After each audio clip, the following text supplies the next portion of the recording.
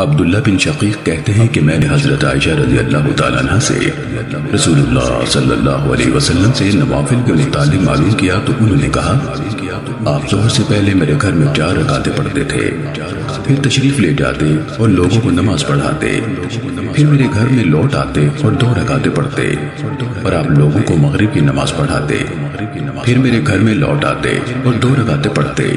اور آپ انہیں عشاء کی نماز پڑھاتے، پھر میرے گھر میں تشریف لاتے اور 2 رکعتیں پڑھتے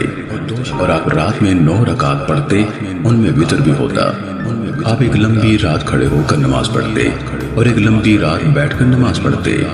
جب آپ کھڑے ہو کر قرات کرتے تو رکوع بھی کھڑے ہو کر کرتے اور سجدہ کرتے، اور جب آپ بیٹھ کر قرات کرتے تو رکوع بھی بیٹھ کر ہی کرتے اور سجدہ کرتے، اور جب فجر طلوع ہو جاتی تو 2 رکعتیں پڑھتے، پھر آپ مسجد تشریف لے جاتے اور لوگوں کو فجر کی نماز پڑھاتے۔ سنن ابو داؤد حدیث نمبر 1251۔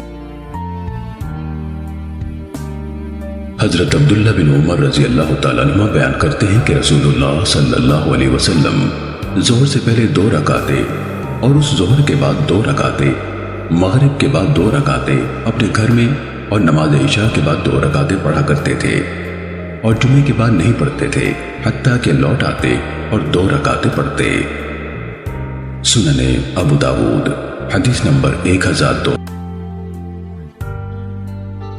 ام المومنین سیدہ ام حبیبہ رضی اللہ تعالیٰ عنہ بیان کرتی ہے کہ نبی صلی اللہ علیہ وسلم نے فرمایا